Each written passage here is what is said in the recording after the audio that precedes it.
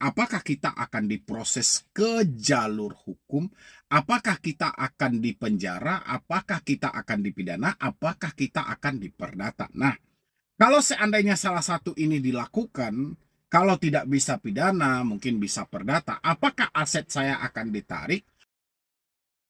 Yo, assalamualaikum warahmatullahi wabarakatuh. Selamat sore buat teman-temanku semuanya, khususnya yang sudah ada di YouTube Solusi Hutang MB ini. Terima kasih banyak ya teman-teman semuanya, Anda yang selalu mensupport, mendukung channel ini dari awal sampai akhir. Alhamdulillah channel ini masih ada sampai detik ini, sudah mau masuk tahun ke-8 ya teman-teman. Berarti 7 tahun sudah berlalu.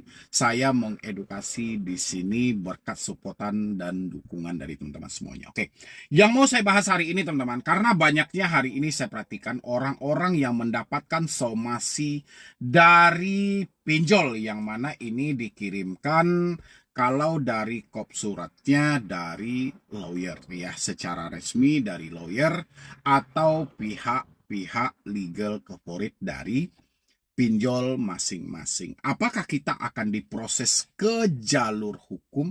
Apakah kita akan dipenjara? Apakah kita akan dipidana? Apakah kita akan diperdata? Nah, kalau seandainya salah satu ini dilakukan, kalau tidak bisa pidana, mungkin bisa perdata. Apakah aset saya akan ditarik? Apakah harta-harta saya akan diambil dan segala macam?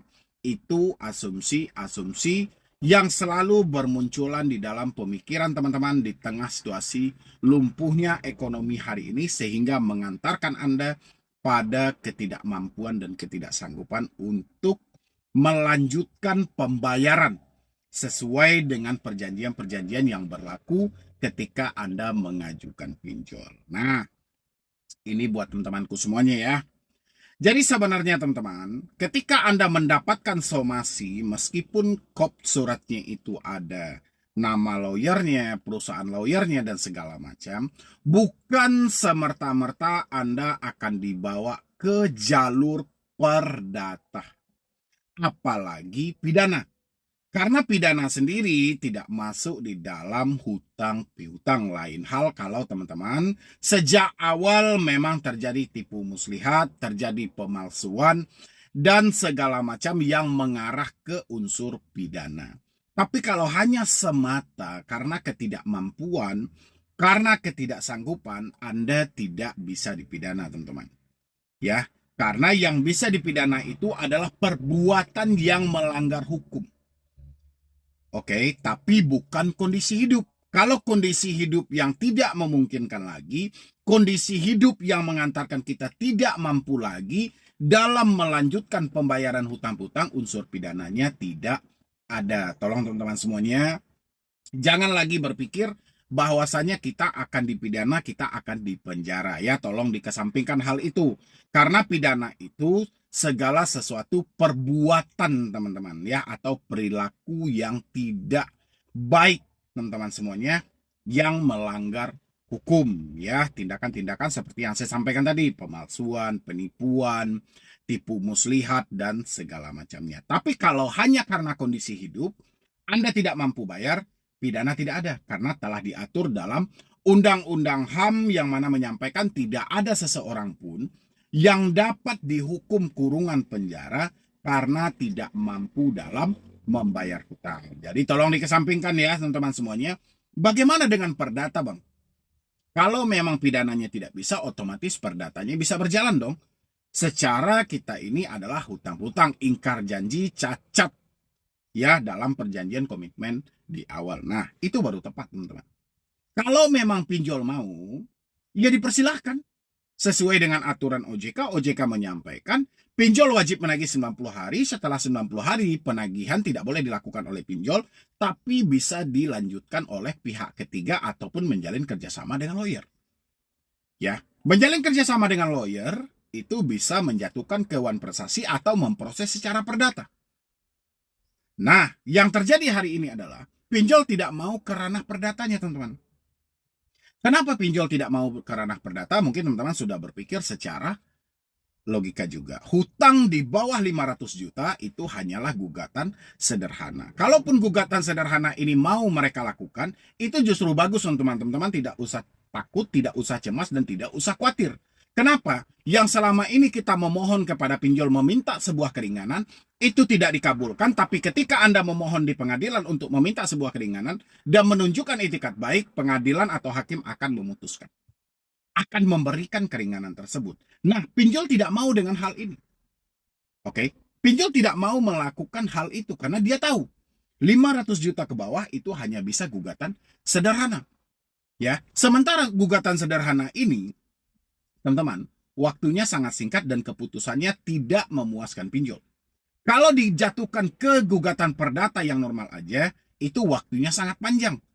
Biayanya juga dan keputusan juga tidak memuaskan pihak pinjol. Sehingga, ya, somasi-somasi yang Anda terima hari ini, itu hanya dilakukan oleh penagih hutang yang sengaja mengirimkan kepada diri Anda, yang mana di bawahnya selesaikan semua tanggung jawab Anda yang belum terselesaikan dengan perusahaan kami.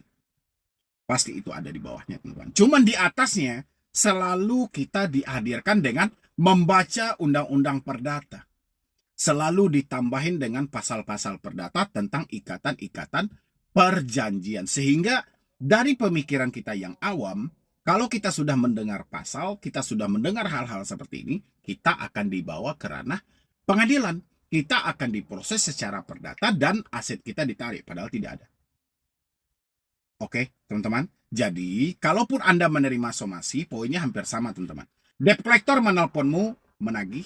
Debt collector mau WhatsAppmu, menagih. Debt collector mau WA-mu, menagih. Bahkan somasi yang dikirim pun tetap isinya di dalam tagihan, walaupun di awal ada pasal-pasal yang mereka lontarkan. Jadi, teman-teman nggak usah terlalu khawatir dalam hal ini.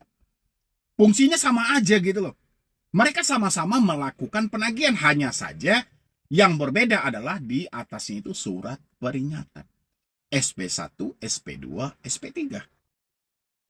Oke, jadi teman-teman, untuk pinjol melangkah sampai ke pengadilan pun, teman-teman nggak usah terlalu khawatir. Ya, tidak usah terlalu dibesar-besarkan hal-hal seperti itu. Tadi sudah saya bilangin sama teman-teman. Selama ini Anda mengajukan permohonan keringanan, pembayaran pokok kan tidak diterima oleh pihak pinjol. Kalau pinjol mau membawa Anda ke pengadilan, ini justru bagus. Anda ajukan permohonan Anda di pengadilan nanti. Anda tidak akan dipenjara kok. Aset Anda tidak akan ditarik. Jadi tenang aja teman-teman. Ya, hakim pun akan memutuskan keadilan di tengah keseimbangan. Tetap konsepnya adil dan seimbang. Ya, hak Anda sebagai debitur tidak dihilangkan. Hak pinjol sebagai kreditur tidak dihilangkan. Oke, dan di sana akan ditentukan dan dicarikan jalur yang paling tepat. Ya, jadi jangan teman-teman berasumsi lagi, wah saya sudah disomasi bang, penjara menanti. Enggak. Saya disomasi bang, pasti akan dibawa ke perdata. Enggak juga gitu loh. Ya, poinnya sama-sama aja. Itu semuanya dilontarkan oleh penagih hutang. Selama ini teman-teman, pinjol itu jauh lebih khawatir, jauh lebih takut kalau melimpahkan perkara ini ke perdata. Kita sama-sama tahu, di dalam sistem pinjol masih banyak hal-hal hitam yang tidak mau terbongkar oleh publik. Hal-hal hitam ini masih banyak disembunyikan oleh pinjol. Sistem-sistem yang curang masih banyak terjadi dalam hal itu. Kalau mereka nekat untuk memproses Anda ke jalur hukum, hal-hal seperti ini akan dibongkar. Mulai dari mekanisme mereka menyalurkan dana, sampai cara mereka penerapan bunga, mengambil data-data yang ada. Habis itu akan diuji juga dan disepakati juga sesuai nggak dengan aturan otoritas jasa keuangan. Inilah yang mereka khawatirkan. Jadi kalau teman-teman masih mendapatkan somasi-somasi, udahlah ya. Itu hal-hal biasa gitu teman-teman.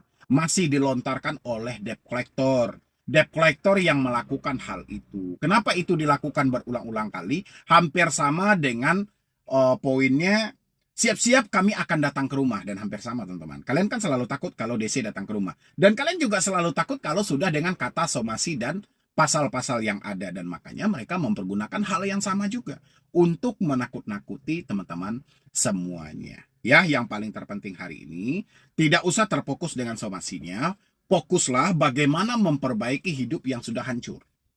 Ya, jangan terlalu tertumpu kita di proses hukum, jangan dibayangkan kamu sudah berada di pengadilan, di sidang dan segala macam, jangan pernah dibayangkan ya teman-teman semuanya.